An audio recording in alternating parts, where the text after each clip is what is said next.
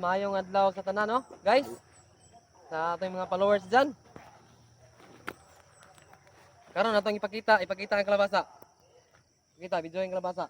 Ipakita sa mga tao ang kalabasa na to. Oh, kani, muna yung kalabasa, bunga. Nga atong na-sprayan, mao ning bunga sa kalabasa.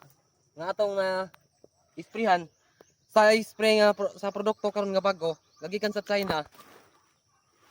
Nga gitawag og ang Bitok-Bitok Wonder Sprayer. Ang Bitok-Bitok Wonder Sprayer, guys, simple ra kay gamiton. Usa ka tinapa sa usa ka tangke sa sprayer.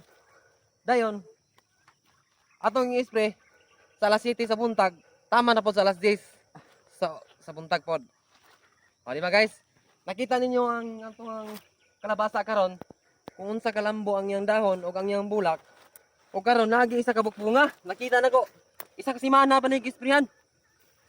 Isa ka semana nag-isprayan, nakita na nato ang iyang pagbunga sa tanan, no? Sus, Ginoo ko, Jesus Maria Jose pa ni. Napay lobe.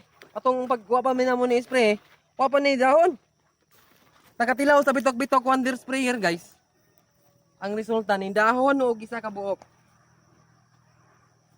O guwa pa magay, o utron naman nag-spray og mag Bitok-Bitok Wonder Sprayer. Okay, daghang salamat sa atong panood, no? O thank you kayo.